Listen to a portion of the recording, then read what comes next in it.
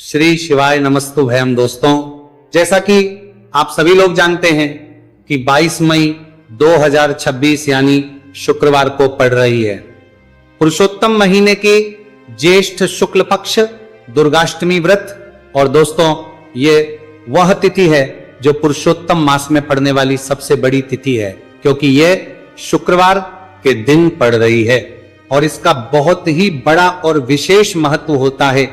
पूज्य गुरु जी ने कहा है कि अगर कभी भी मौका लग जाए और पुरुषोत्तम महीने की दुर्गाष्टमी तिथि शुक्रवार को पड़ जाए तो आप लोगों 11 चावल के दाने का उपाय तो अवश्य ही करना चाहिए।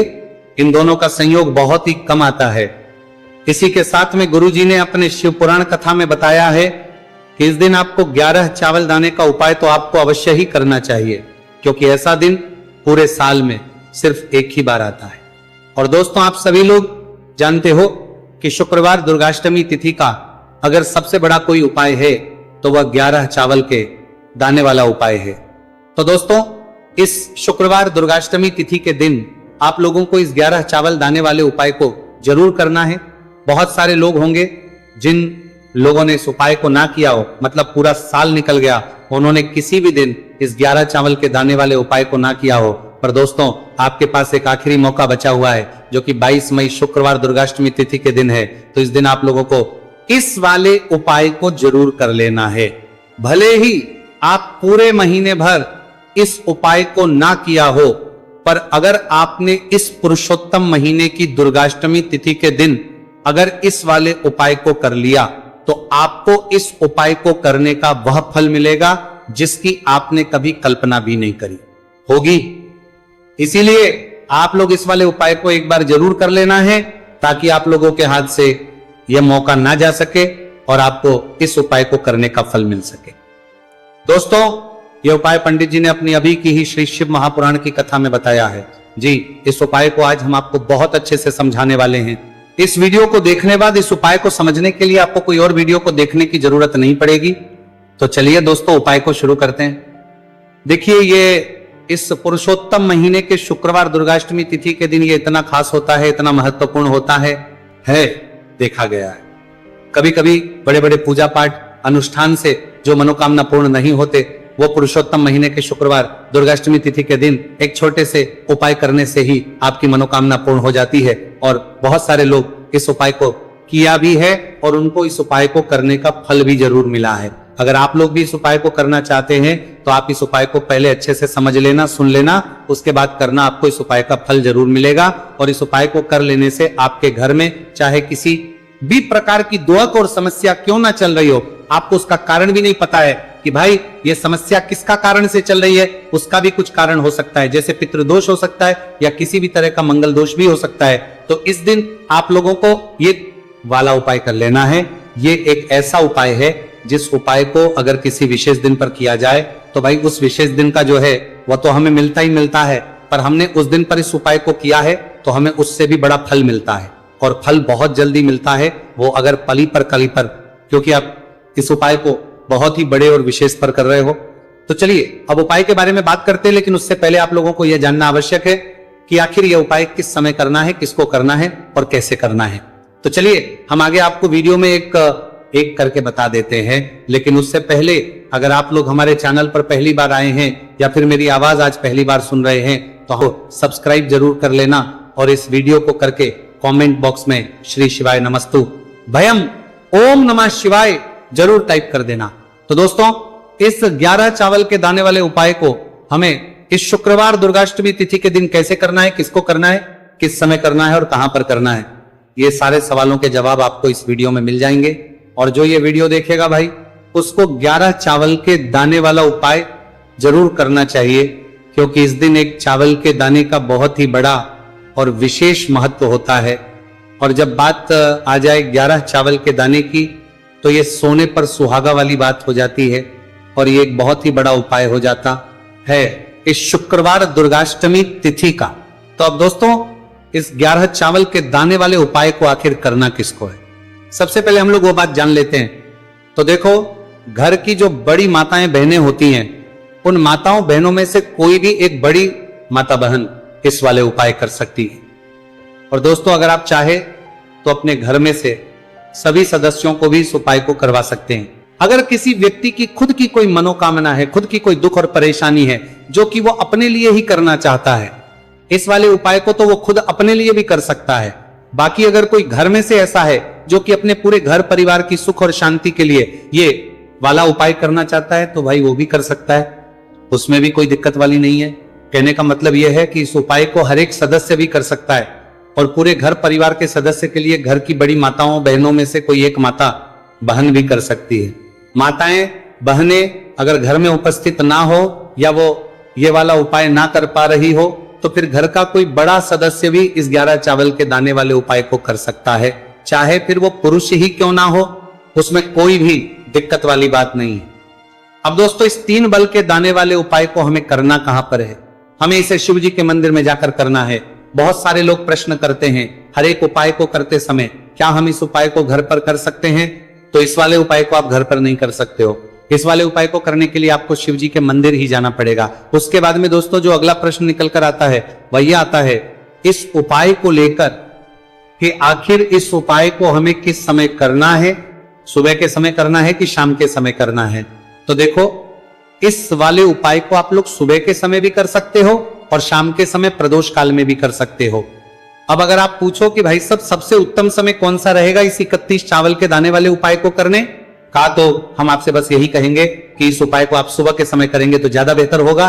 बाकी अगर प्रदोष काल शाम के समय भी करेंगे तो भी अच्छा होगा, उसमें कोई भी दिक्कत वाली बात नहीं है। तो अब दोस्तों अगली सबसे बड़ी और महत्वपूर्ण बात आती है, वह है पूर्वंतम परमिट।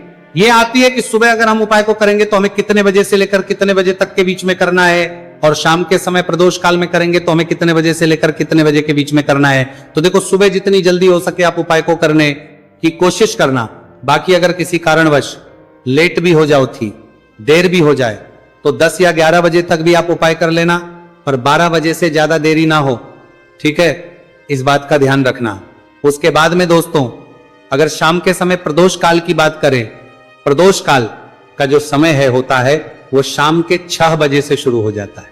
मतलब शाम के 6 बजे से लेकर 7 बजे के बीच का जो समय होता है यह समय प्रदोष काल का समय होता है।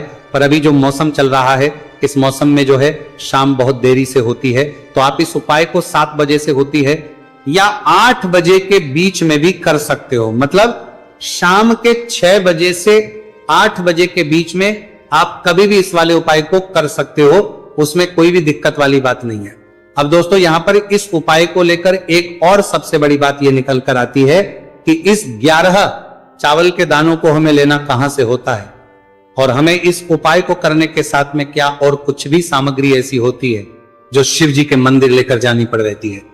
तो देखो यहां पर हम आपको बता दें, सबसे पहले आप लोग ये जान लो कि ये जो 3 चावल के दाने वाला उपाय है, सिर्फ और सिर्फ आप उपाय की सामग्री लेकर कभी भी शिव जी के मंदिर मत जाना, क्योंकि हमें भगवान के सामने यह नहीं दर्शा है कि अगर हम भगवान शिव जी के मंदिर आए हैं तो अपने फायदे के लिए आए हैं। तो इसलिए जो भी पूजन सामग्री है, उपाय सामग्री है 11 चावल के दाने, इसके साथ में आपको पूजन सामग्री भी जरूर लेकर जाना है। देखो, अगर सुबह के समय उपाय कर रहे हो तो सीधी सी बात है, 1 लोटा जल तो आप लेकर जाओगे ही जाओगे। वही 1 लोटा जल अगर मिट्टी का जल हो तो बहुत अच्छा रहेगा। मिट्टी का जल कैसे बना आता है, इसके लिए हमने पहले से बहुत सारी वीडियोस बना दी है आपके पास। इस दिन एक आखिरी मौका रहेगा मिट्टी का जल शिव जी पर चढ़ने का और उपाय को करने का, बहुत बड़ा आपको इस दिन फल मिलेगा। तो इसीलिए इस दिन हो सके तो भाई मिट्टी का जल चढ़ाना, तो अपने साथ में कम से कम 1 लोटा जल तो आपको लेकर जाना ही जाना है। अगर मिट्टी का जल नहीं है तो घर का जल भी आप इस्तेमाल कर सकते हो। इसके अलावा जो भी पूजन सामग्री है, देखो 11 के दाने ये अलग आपके रहेंगे और जो आपकी पूजन सामग्री रहेगी वो अलग रहेगी। पूजन सामग्री में आप जो भी चीज लेकर जाना चाहे वो लेकर जा सकते हैं, एक बेलपत्र भी लेकर जा सकते हैं, उसमें कोई भी दिक्कत वाली बात नहीं है। वहीं अगर हम बात करें शाम के समय की, तो शाम के समय शिवजी पर जल नहीं चढ़ता है, इसीलिए शाम के समय आप लोग एक दीपक तैयार कर लें जो कि गोल तीखा आटे का, शुद्ध देसी गाय का घी का होगा, है ना। इस बात का आप लोगों को ध्यान करना है और इस दीपक को आपको घर से जलाकर नहीं लेकर जाना है, भगवान शिवजी के मंदिर में जाकर ही जलाना है। इस बात का भी आप लोगों को ध्यान रखना है। अब दोस्तों यहां पर हमें इस बात को समझना है कि ये 11 चावल के दाने हमें लेना कहां से है। क्या हमें दुकान से लेकर आना है या हमें अपने घर से लेना है या कहां से लेकर आना है, और कौन से चावल लेना है, क्योंकि चावल भी बहुत प्रकार के होते हैं। तो देखो, इन सभी सवालों के जवाब आप लोग एक बात में सुन लो कि भाई जो उपाय है, इस उपाय में आपको ये नहीं देखना है कि भाई कौन से चावल है कौन से चावल नहीं है। बस जो भी चावल ले रहे हो वो चावल का दाना सबूत होना चाहिए, मतलब साबुत होना चाहिए, टूटा हुआ नहीं होना चाहिए, कटा पीटा नहीं होना चाहिए। ये बात आपको ध्यान रखना है। बाकी आपका चावल बासमती हो या सादा चावल हो या कोई सा भी चावल हो, उसमें कोई भी दिक्कत वाली बात नहीं। तो सीधी सी बात है कि आपके घर के रसोई घर में जहां पर आप बनाते हो, वहां पर जो भी चावल आपके उपस्थित हो, उन चावलों में से अपनी एक कटोरी भर लेना या एक मुट्ठी चावल अलग से निकाल कर रख लेना, क्योंकि हम 11 चावल ही यहां पर इस उपाय में लेने वाले हैं। तो हमें ये चावल के दाने गिनकर निकालने पड़ेंगे, इस बात का आप लोगों को ध्यान रखना है। तो अपने उस चावल की कटोरी में से या चावल में से 11 ऐसे चावल के दाने आप लोग निकाल लो जो कि टूटे हुए ना हो, कटे पीटे ना हो, कोई दाग ना लगा हुआ हो, है ना। अच्छे साबुत चावल के दाने 31 दाने आप लोग निकाल कर रख लो, और इन्हें किसी भी एक कागज की पड़िया में या किसी एक छोटी सी कटोरी में आप लोग रख लो, ताकि ये सुरक्षित रहे, आपके एक भी चावल का दाना इधर उधर ना हो और आपका उपाय भी पूरा अच्छे से हो जाए। तो भाई जैसे ही आपका उपाय की जो सामग्री है 11 चावल के दाने ये तैयार हो जाते हैं, उसके बाद में आपको जो भी अपनी पूजन सामग्री है सुबह समय कर रहे हो, तो एक लोटा जल और एक बेलपत्र या पूजन सामग्री जो लेकर जाना चाहो उसकी भी तैयारी कर लेना। और शाम के समय जा रहे हो तो भाई अपना जो दीपक है उसे तैयार कर लेना, ठीक है। और उपाय को करते समय शुद्धता का विशेष रूप से ध्यान रखना, ठीक है। सुबह सुबह स्नान करने के बाद ही उपाय को करने की आप लोग तैयारी करना। उसके बाद अगर शाम के समय की बात करें तो शाम के समय आपको स्नान करने की जरूरत नहीं है, पर शुद्धता ध्यान रखना है। आपको स्नान तो नहीं करेंगे, आप हाथ मुंह धोकर भी इस वाले उपाय को शाम के समय प्रदोष काल में कर सकते हैं, इसमें कोई दिक्कत वाली बात नहीं है। तो आप अपने उपाय की पूरी सामग्री तैयार करके आपके पास ही में जो आपका शिव मंदिर हो वहां पर पहुंच जाइए। सबसे पहले शिव मंदिर में जाकर आप लोगों को उपाय नहीं करना है, पहले भगवान के दर्शन करना है, भगवान से आशीर्वाद प्राप्त करना है, फिर शिव जी की शिवलिंग के पास में आना है। शिवलिंग के पास में आने के बाद जो पूजन सामग्री लेकर आए हुए हैं, जैसे कि सुबह गए हुए होंगे तो एक लोटा जल, और जो भी पूजन सामग्री लेकर आए हैं आप उनसे भगवान शिव जी की पूजन कीजिए। सबसे पहले तो एक लोटा जल ही चढ़ेगा, फिर आपको एक बेलपत्र श्री शिवाय नमस्तुभयम का जाप करते हुए शिवलिंग पर चढ़ा देना है। उसके बाद में आपकी पूजन सामग्री चढ़ेगी। उसके बाद में अगर दोस्तों शाम के समय अगर आप इस उपाय को कर रहे हो तो अपने साथ कम से कम एक जो दीपक है गोलबाती का जो आप अपने साथ में लेकर गए हो, उस दीपक को मंदिर में जाकर अपनी माचिस से जलाना है और उस दीपक को शिवलिंग के पास में रखना है, ठीक है। इस दीपक को रखने के बाद ही आप लोगों को अपना ये वाला उपाय शुरू करना है, और दीपक को ज्यादा पास में मत रखना। वैसे भी गर्मी पड़ रही है, भगवान शिव जी को आंच नहीं लगनी चाहिए, है ना। तो भाई जैसे ही आपकी पूजा अर्चना हो जाती है, आप भगवान शिव जी को प्रसन्न कर लेते हैं। उसके बाद शिवलिंग के पास ही में आप कहीं पर बैठ जाइए, सामने या आसपास जिस जगह पर आपको बैठना हो वहां पर बैठ जाइए, और अपने वो 11 चावल के दाने अपने सामने निकाल कर रख लीजिए, क्योंकि अब यहां पर उपाय को यहां पर करने की आपको तैयारी करना है।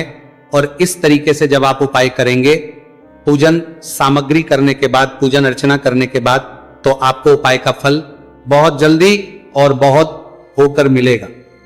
तो अपने चावल के अपने सामने निकाल कर रख लेना, और ये जो उपाय है ये आपकी सीधे हाथ की हथेली से होगा, इसलिए इस बात का भी विशेष रूप से ध्यान रखना है। तो सीधे हाथ की हथेली का प्रयोग करके ही आप लोग अपना इस वाले उपाय को करना।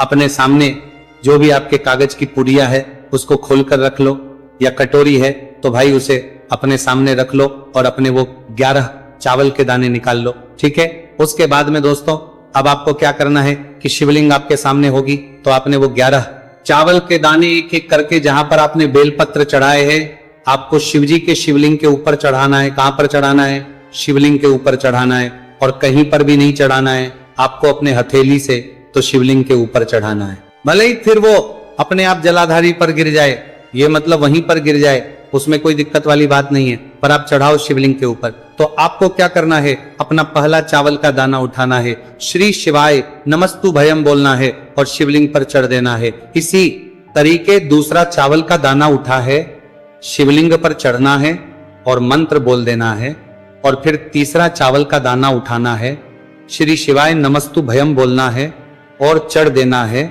इसी प्रकार से आपको पूरे 11 चावल के दाने एक एक करके शिव जी के शिवलिंग के ऊपर चढ़ाना है और भगवान से प्रार्थना करते जाना है। मतलब प्रार्थना तो आपको आखिरी में करना है, पर हर एक चावल के दाने को चढ़ाते समय श्री शिवाय नमस्तु भयम जरूर बोलना है। उसके ही में ये चावल का दाना शिवलिंग के ऊपर आपको चढ़ाना है। जैसे ही आपके 11 चावल के दाने शिवलिंग के ऊपर चढ़ते हैं तो भाई उसके बाद में आपको क्या करना है, भगवान से अपनी मनोकामना बोलना है। मनोकामना भी कब बोलना है, जब आपका 11 चावल का दाना आपके सीधे हाथ की हथेली में हो और आप उसे चढ़ाने के लिए जा रहे हो।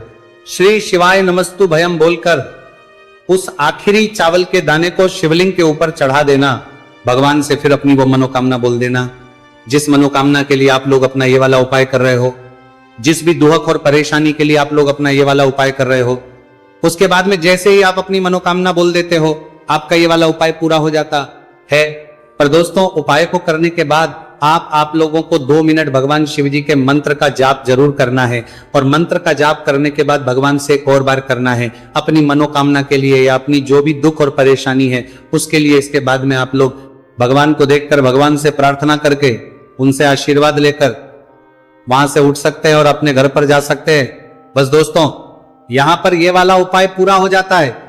इस तरीके से जो भी व्यक्ति छोटी छोटी छी का ध्यान रखते हुए इस 11 चावल के दाने वाले उपाय को करेगा, निश्चित सी बात है उसे उसकी मनोकामना पूरी होगी और जो भी दुख और परेशानी है वह भी बहुत ही जल्दी दूर होंगे। तो दोस्तों, ये थे पूज्य गुरुजी द्वारा बताए गए कुछ बहुत ही खास उपाय। अगर आपको जानकारी अच्छी लगी हो तो वीडियो लाइक करिएगा। मिलते नेक्स्ट वीडियो हैं फिर एक नए वीडियो के साथ। श्री शिवाय नमस्तु भयम। पूरे साल भर इस उपाय को ना किया हो, पर अगर आपने इस मार्गशीर्ष महीने में, तो आपको इस उपाय को करने का वो फल मिलेगा जिसकी आपने कभी कल्पना भी नहीं करी होगी।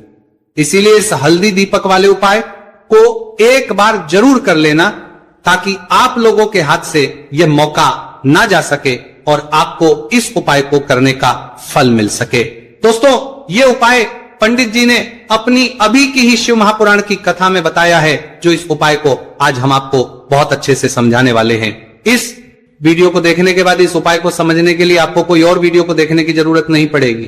तो दोस्तों, इस उपाय को आपको कैसे करना है, कब करना है, कहां पर करना है, और उपाय को करते समय आपको किन किन गलतियों को नहीं करना है और आपको किन किन बातों का ध्यान रखना है, ये सारी जानकारी हम आपको इस वीडियो में देंगे। तो चलिए भक्तों, उपायों को शुरू करते।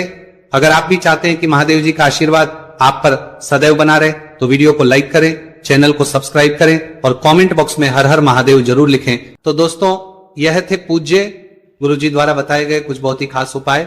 अगर आपको जानकारी अच्छी लगी हो तो वीडियो लाइक करिएगा। मिलते हैं फिर एक नए वीडियो के साथ। श्री शिवाय।